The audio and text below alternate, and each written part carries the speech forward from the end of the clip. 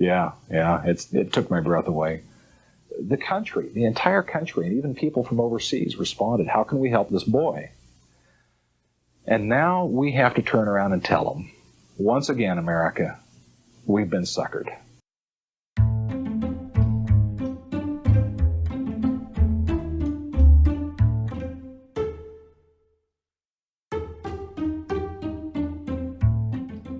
Where would Clyde be without Bonnie? The Sundance Kid without Butch Cassidy? These and many other crime duos are two minds, linked by crime. There are other duos that are not only linked by crime, but also by blood. The Menendez brothers, Frank and Jesse James. Today we're going to talk about scammers who work as a team, but we're going to take it one step further. We're going to talk about twins.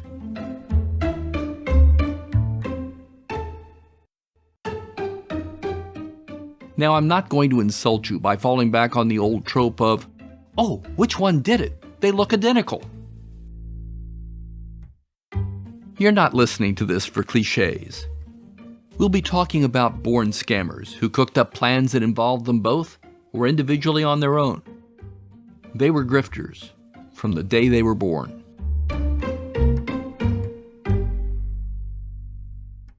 There are two sisters named Hoax.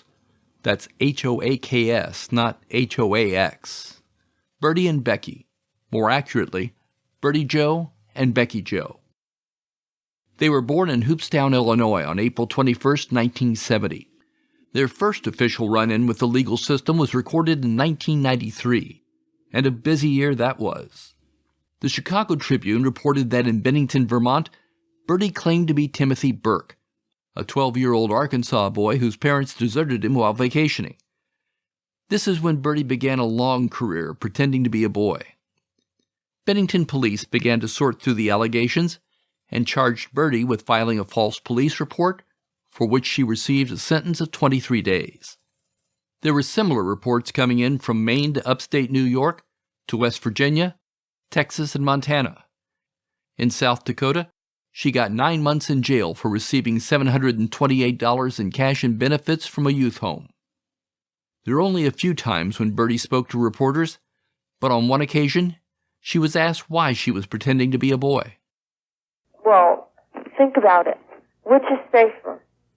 To be a boy on the streets or to be a girl on the streets? Especially when you look as young as I do.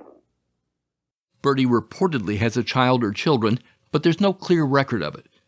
We did find a Facebook page of someone who might be a relative, but the person didn't respond to our request for confirmation. And she's right, the streets probably weren't safe for a young girl. In 1993, she would have been 23 at the time, police in Wichita, Kansas arrested Bertie for running her old game. She had spent 6 weeks in the care of the Wichita Children's Home, attended school, and got free foot surgery. The staff noted strange behavior, such as not wanting to shower at the same time as the boys. Upon investigation, they discovered that he was a she, whose breasts were bound with tape and her stomach showing a 2-year-old cesarean scar. Her coup d'etat came in 1993 when Bertie landed in Salt Lake City carrying an envelope with a note inside that she took to a group home. The note said the person's name was Michael Ross, and that he was being abandoned because his parents no longer wanted him. The group home took him in on December 20th. The enclosed birth certificate said his birthday was December 25th. Christmas.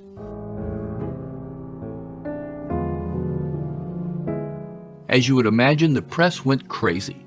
It was a great story, so it spread around the country, and thousands of people rushed to help the orphan. Some even wanted to adopt him. But it didn't smell right to police. When they began digging and actually undressing the person they thought was Michael Ross, they found Bertie Hoax underneath. But don't forget, this is a story about scammers who are twins. What about Becky? Becky was busy, but not nearly as busy as Bertie. In 2007, Becky was charged with felony burglary, felony theft of a safe containing about $2,400 from a church office, and felony criminal damage to property related to the damage done to the safe. Birdie was also charged for those crimes.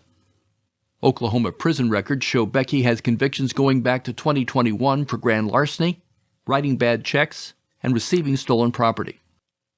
Lastly, in 2017, Birdie Joe and Becky Joe, who are now age 47 and living in Choctaw, Oklahoma, were sentenced to federal prison for conspiring to steal U.S. postage stamps. Prosecutors said that from June 2016 through February 2017, they opened personal checking accounts at various banks using small cash deposits ranging from $5 to $200. Working together, they wrote dozens of bad checks at post offices throughout western Oklahoma to obtain thousands of U.S. postage stamps. Both pleaded guilty to conspiracy on June 27, 2017. Each agreed to pay nearly $62,000 in restitution, mostly to the U.S. Postal Service. Birdie got 60 months in prison, the statutory maximum, while Becky got a 48-month sentence. Both women will serve 3 years of supervised release after their prison terms. They were 48 years old. In 2014, two twin 70-year-old pharmacists were sent to prison for 42 months for scamming at least $1.5 million over 15 years by defrauding patients, Medicaid, and insurance companies. Their scams had many moving parts. Here's how they worked.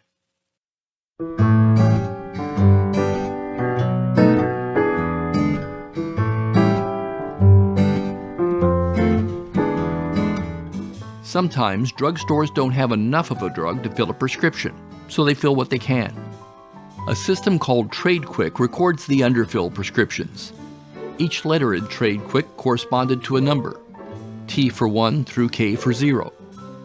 The pharmacist would enter 2 letters into their computer system to show how much of the prescription they intended to fill. After underfilling the prescription, they billed Medicaid and other insurance companies for the fully filled prescription. They would also substitute generic drugs for the brand name drugs prescribed by doctors without telling the patients. They could then bill Medicaid and other insurance companies for the full amount of the brand name drugs. To keep up with their own scam, they put the prescribing physician's phone number into their computers to indicate what they were up to. They also saw the chance to execute refills without the patient's knowledge and billed Medicaid and the private insurers for the refills. A dot in the computer system indicated which customers were being manipulated. But the twins weren't done yet. They bought drugs back from their customers and would use those drugs to fill other prescriptions. They billed Medicaid and insurance companies as if the drugs were fresh. Continuing their cost-cutting measures, the druggists purchased prescription drugs from non-licensed wholesalers at a substantial discount, then billed everyone at full cost.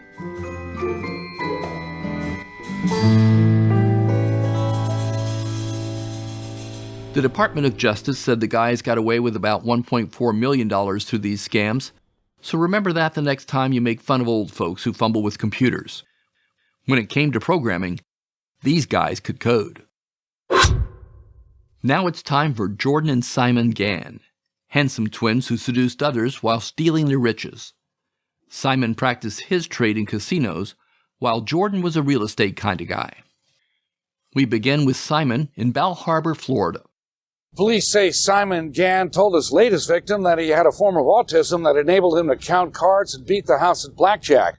The victim was so convinced that he sold his $100,000 Rolex watch at a pawn shop for $20,000 and gave Gann the money. Sometimes Gann would find a rich sucker in a casino, flash his smile, charm them, then mention he was a math savant. But tonight, his pockets were empty, and he wouldn't be warming a seat at the tables counting cards. The Almanac Gazette said that was the case for a 32-year-old Menlo Park, California woman. Police found Gann hiding in a closet and arrested him. He was charged with resisting arrest, obtaining money under false pretenses, and grand theft for a total of $1,900. Police found similar arrests in New Hampshire and Ottawa. Of course, his twin Jordan shared Simon's same good looks and charm, but played his game differently. Jordan is serving 5 years in a Florida prison for conning a woman out of thousands of dollars in 2008 by posing as an Ivy League oncologist and real estate mogul. Meredith Gavin of New York, created a now-defunct website outlining her experiences with the Gann brothers. She said she met one of the twins at an Orlando bar, but she doesn't know whether it was Simon or Jordan. During the next week, she noticed inconsistencies in his story. He fled with her money and left her pregnant. And finally, there are Alexander and Thomas Hunter, who at age 16 created a stock-picking robot they called Marl. Except that they didn't really create a robot, but a newsletter that announced the robot's stock picks. They were arrested by U.S. officials in 2012 for their penny stock Ponzi scheme that attracted 75,000 investors since it began in 2007. Those that followed the robot's newsletter in 2008 learned of a music publishing company called Uomo Media Inc. When the robot announced its buy recommendation, its share price doubled to 69 cents. They promoted it again in 2009, and the price climbed to $1.06. As of April 2022, when this is being recorded, the stock has about 580 outstanding shares and is trading for 0.000001 cents. It might be worthwhile to note that its 52-week high is 20 cents. In for a penny, in for a jail sentence. There's very little information on whether twins are more likely to commit crimes than singletons, but we can ask the age-old question of whether criminals are born or made. Is it nature or nurture? When it comes to twins, the answer is we don't know. But a 2012 study from the University of Texas may have a clue. The researchers said the overarching conclusions were that among habitual criminals, genetic influences were larger than environmental influences. Among those who were law-abiding, genetics and environment were essentially tied. Among casual criminals, environment was most important. Gee, Officer Krupke, we're very upset. We never had the love that every child ought to get. We ain't no delinquents, we're misunderstood. Deep down inside us there is good. There is good.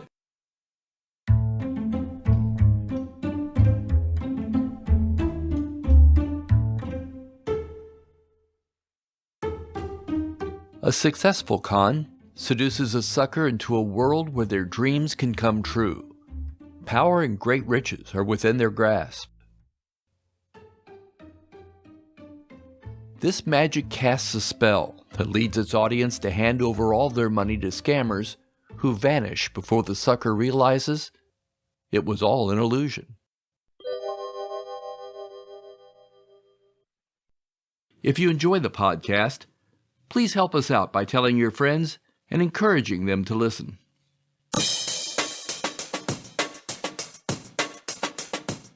Scams and Cons is available wherever podcasts are found and at scamsandcons.com.